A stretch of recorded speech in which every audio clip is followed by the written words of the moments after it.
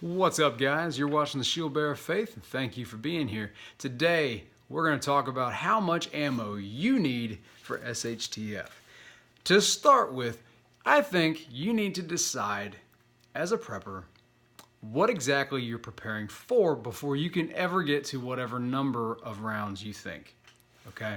For example, if you're only preparing for that 3-day span of time where the power is going to go out, nothing really bad's going to happen, well, then you could probably almost entirely skip the ammo conversation, because that's not the catastrophic moment we're talking about on this channel.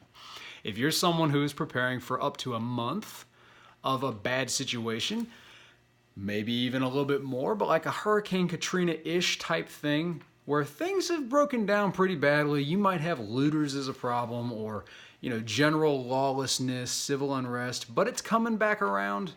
Okay, in my opinion on that, 10,000 rounds or less. Probably a significant portion less. You could probably do better just contributing some money, getting 1,000 rounds of something.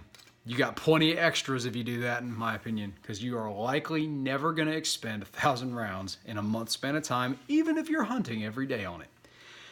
You're much more likely going to need food and bandages and, antiseptic, nitrile gloves. I could just rattle off a dozen things that you will probably need much more recent than the ammo. But if you're talking about a really long-term preparedness, so like the world has just shifted to a state that we have never seen before and it will never come back. So maybe, revelation, biblical revelation type of bad, right? If you're talking about preparing for something like that, United States collapse, nothing's ever going to be the same again for the remainder of history.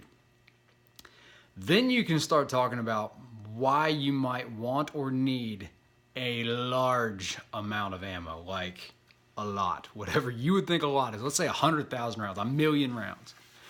Then you could maybe rationalize, because then you could probably say, well, I'm not preparing for me and my household now to use that. I'm thinking of my grandkids when there's not any more ammo made. That's when you could maybe start thinking about that. But you'd have to diagnose, is that what you're preparing for? And with that, if that's where your mind goes, are the guns still going to be working by then?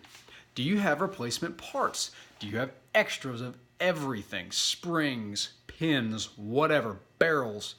Do you have all the extra stuff to go through whatever that round count you're thinking of? So if you're going to hand these down to your grandkids, are they going to be rusted out and useless? Or are they going to still be functioning? Right?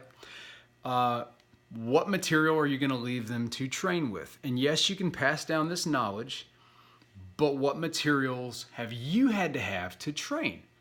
So if you had to have a .22 long rifle as a kid, if that's what you were taught to shoot on, then you're probably gonna be better off teaching someone as like a 5-year-old kid to shoot with that .22 long rifle.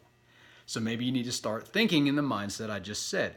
What parts, accessories, ammunition types do I need to keep that weapon functioning so that my grandchild can train his child with the same method that I taught my child? You tracking? On top of that, I think we can easily get in the mindset in this country, and there's been a lot of comments on my channel and on a lot of channels in the news even of, Civil War 2.0 or whatever, which I might do an opinion video on that. It would be catastrophic. No one will ever be ready for that. And God, I hope it never comes to that in this country, because the last Civil War was terrible. We have not seen suffering like that. But, rabbit trail there. If that's what we're talking about, you really need to think about how you're going to survive on the daily. Not just focus on the ammo. Right? I can't eat bullets. That's just the way it is. Can you procure food with some of them? Sure. Are you likely going to be able to do that? Probably not. If you think you can, when was the last time you did? And when did you do the entire process of getting from your house to the tree stand, to the food on your table. The whole process requires resources. People use vehicles to get to the land that they're going to hunt on. They use ropes and pulleys and knives and all this stuff that we may not have if you're not thinking ahead. So in conclusion with this, do I think you need ammo and guns? Yes, I do, absolutely, because I really like guns and ammo. Do I think it's a vital portion of preparedness? Yes, I do. Do I think there should be a minimum? Yeah, I like 1,000 rounds as a minimum. Do I think that there could be reasons to prep significant more levels of ammo? Yeah, but I think you need to do a self-diagnosis. What are you prepping for? And as you think about that, what else do you see yourself needing more frequently than the 1,000,000 rounds of ammo? Think it over. Use your own good judgment when you think this. And I'll see you later.